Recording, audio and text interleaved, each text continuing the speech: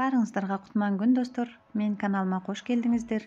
Бүгүн сиздер менен жуп-жумшак, камыры назик, өтө даамдуу болуп чыга турган медовик тортунун рецептиси менен бөлүшөмүн. Анда эмесе видеону акырына чейин көрүп, лайк басып, комментарий жазып кетүүнү унутпаңыздар.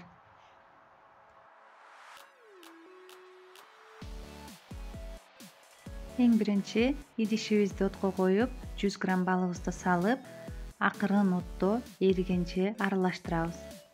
Үстүнө 1 чай кашык аш содабызды салып, дагы жакшылап аралаштырабыз. Бизде ушундай көбүк пайда болот. Сары майыбызды салып, сары май эригенче жай отто токтотпой аралаштырып алабыз. Сары май эрип, биздин массабыз карамель түскө келиш керек. 4 жумурткабыздын үстүнө чымчым туз салып, миксердин жардамы менен аралаштырабыз. Кум шекерибизди аз-аздан кошуп отуруп, жумурткалуу масса 2 эсе көтөрүлгөнчө миксерлейбиз. Үстүнө толуктай муздаган балдуу массабызды кошуп, бардыгы аралашканча жакшылап миксерлейбиз.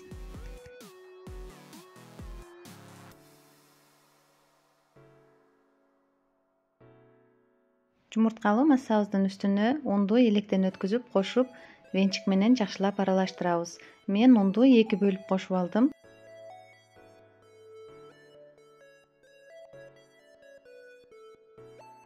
Мынакей достор, биздин медовик тортубуздун камыры даяр болду.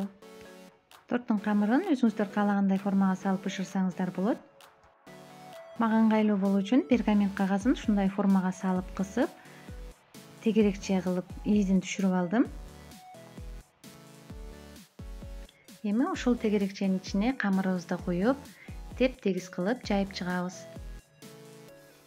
Мен бүгүн 5 корж кылып жасап алдым.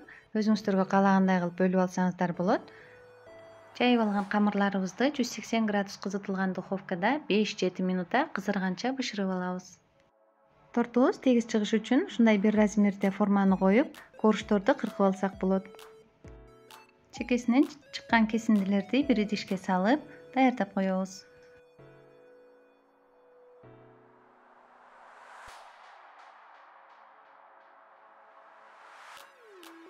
Торттун кремин даярдайбыз. Ал үчүн идишибизге каймагыбызды салып, үстүнө сахарная пудраны кошуп, бир масса болгонча жакшылап аралаштырабыз. Бул тортко өздөрүңүздөргө жаккан кремди жасасаңыздар болот. Сливки, творожный сыр менен жасасаңыздар да өтө даамдуу чыгат. Мен бүгүн каймак менен гана жасалган жолун көрсөттүм. Тортубузду жыйнап баштайбыз. Корждун үстүнө 4-5 аш кашык каймагыбызды салып, кашык менен тегиздеп жайып чыгабыз.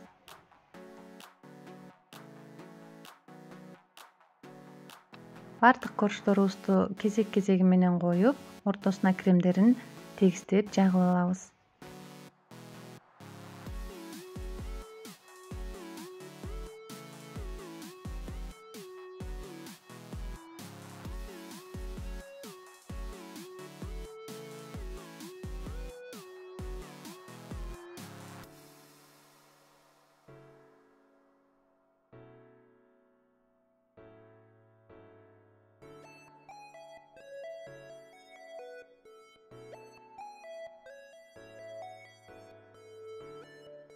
Калган кремди торттун жандарына жагып чыгабыз.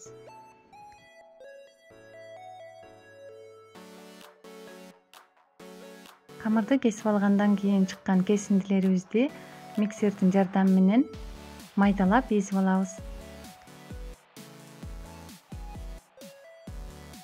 Майдалап алган крошкелерибизди тортубуздун чекесине жана үстүнө тегиздеп жагып чыгабыз.